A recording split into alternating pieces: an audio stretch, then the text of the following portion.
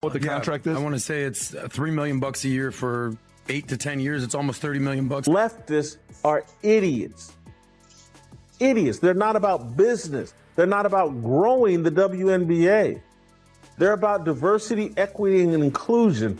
This is insanity, what they're doing to Before I get on out of here, I had to talk about a story that's very, very important. Hello everyone, and welcome back to the Clark Update. Today we've got a massive story that has basketball fans talking. Reports surrounding Caitlin Clark's historic Nike deal has sparked huge reactions across the WNBA, with fans everywhere debating what it could mean for the league and its future. Now, without wasting any more time, let's jump straight into today's video. Okay, let's go. The comments made by Stephen A. Smith have just sent shockwaves to the basketball world, and the WNBA is not going to enjoy them at all. For almost 2 years, we've heard the whispers, the stories of animosity, jealousy, and a coordinated effort to keep the biggest star in women's basketball from receiving the recognition she deserves. However, the latest developments involving Nike, Travis Scott, and the Kels brothers have completely changed the landscape of professional basketball. This morning, Stephen A. Smith did more than simply defending the NFever superstar. He confirmed what many people had been afraid to say out loud. Caitlin Clark is no longer just a basketball player. She has become a global business, and no amount of public relations can bridge the widening gap between her and the rest of the league. If you thought the original $28 million Nike contract was the biggest story, think again. That deal was only the beginning of something much larger. What we're witnessing now is a financial transformation that could reshape the entire WNBA.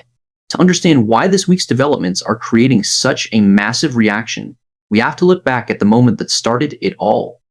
Stephen A. Smith is now sitting front and center telling everyone, "I told you so." The WNBA's internal divide became impossible to ignore after the Christmas Day commercial that quickly went viral online. Just 3 days ago, Nike dropped a bombshell that made the rest of the WNBA look like a local recreational league, while families across the country were opening presents and watching the NBA Christmas schedule.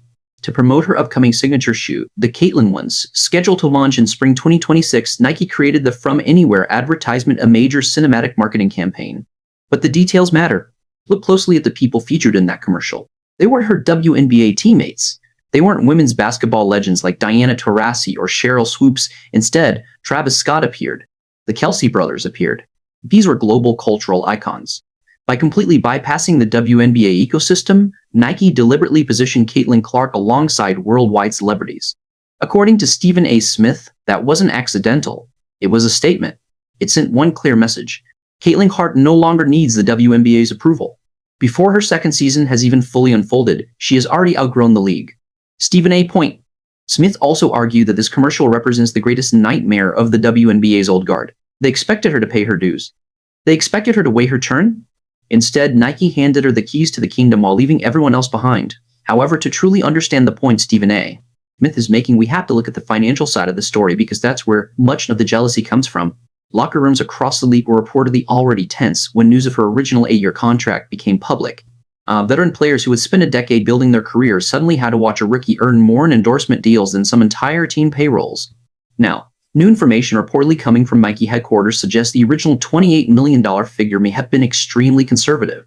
According to insiders, the Caitlin Clark signature shoe line alone could generate $150 million in revenue during its first 3 years. Just think about that for a moment. If you appreciate this content, consider giving this video a like and subscribing to the channel. Believe it or not, more than 93% of viewers haven't subscribed yet. It's free, only takes a second, but it means the world to us. So, did you subscribe already? Great! Thank you so much for your support. Now, back to the video. Season, it was announced that Caitlin Clark signed a massive endorsement deal with Nike. This deal was for 8 years, $28 million with a signature sneaker included. Now, at the time, Okay, alright, $150 million. By comparison, the average WNBA player earns roughly $76,000 per year, while the maximum salary is less than $250,000. According to Stephen A.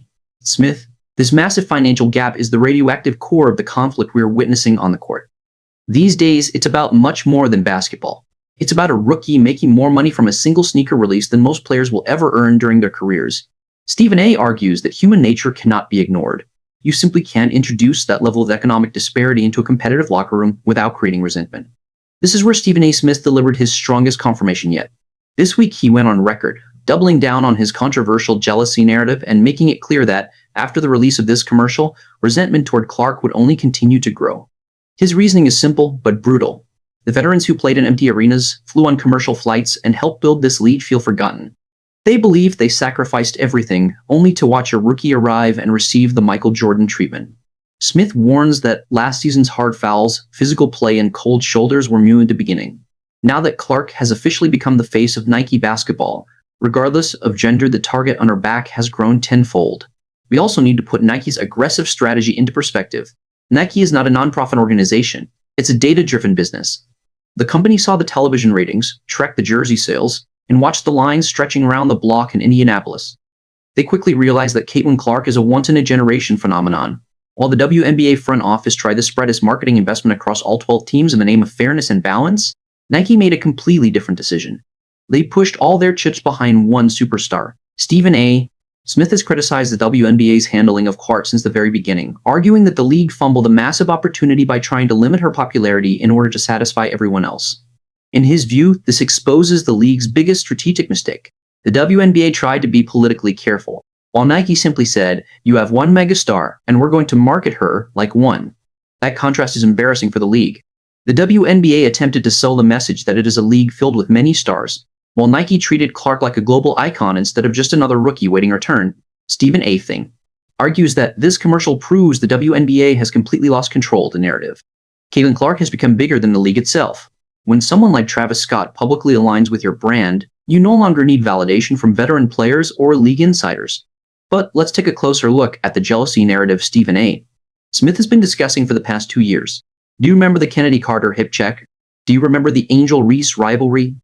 Do you remember the Angel Reese rivalry? Do you remember Clark being left off the Olympic team? According to Stephen A., every one of those moments points to the same underlying issue: resentment. Looking back now, the Olympic decision appears even more controversial. The committee argued that Clark needed more experience, leaving the world's most marketable women's basketball player off the roster.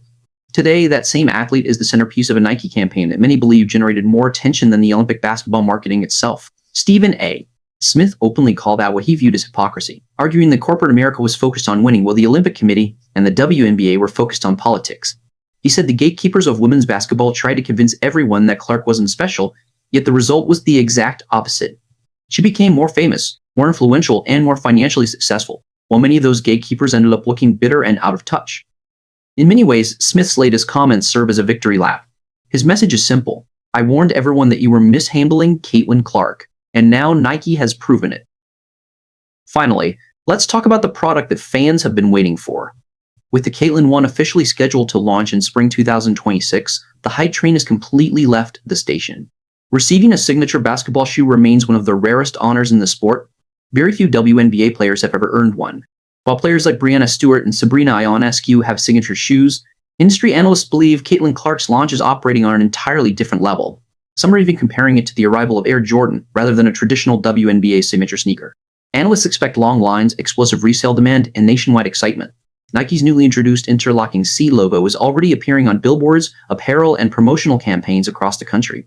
That logo represents something much bigger than a shoe. It positions Caitlin Clark as a standalone global brand.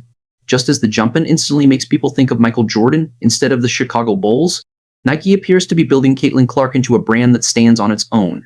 Nike wants you to think about Caitlin, not the Indiana Fever or the WNBA. Whenever you see the interlocking C, that small distinction drives the wedge even deeper. She is beginning to establish herself as a standalone brand, regardless of the league she plays in, because they need her far more than she needs them. Stephen A. Smith warns that this level of leverage creates a serious challenge for the WNBA. That brings us to the subject of race, a topic Stephen A. Smith has never avoided.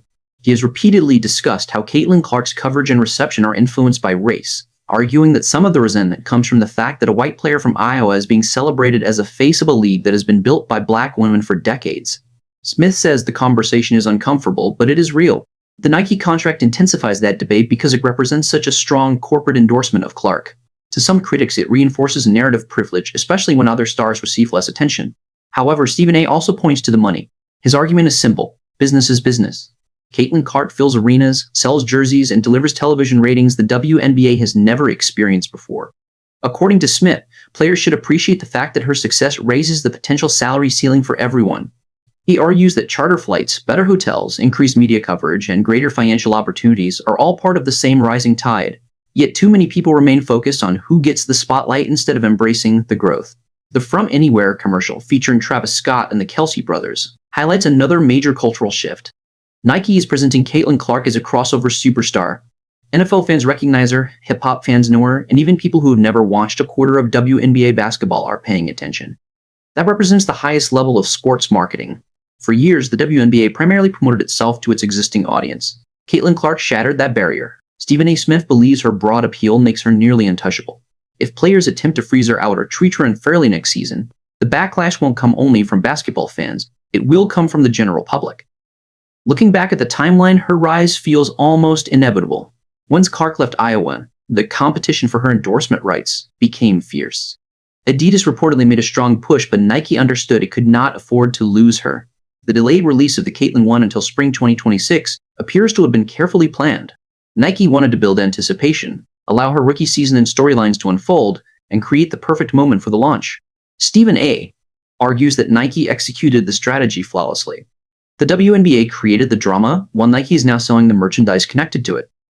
Another major talking point is the Sabrina effect. Sabrina Ionescu's signature shoe launch was successful, but reports suggest Nike is preparing Caitlin Clark's debut with several times more inventory. That difference is remarkable. Nike is betting that the Caitlin 1 will become more than a basketball shoe. It will become a lifestyle product worn at school, at the mall, and everywhere in between. According to Stephen A. Smith, that's when an athlete becomes timeless. Michael Jordan reached that level. LeBron James reached that level. He believes Caitlin Clark is on the same path. So, what is the WNBA supposed to do? Stephen A. Smith asked exactly that. The league finds itself in an impossible position. It cannot ignore Clark without risking enormous financial consequences, but it also cannot appear to favor her too heavily without creating tension inside the locker room.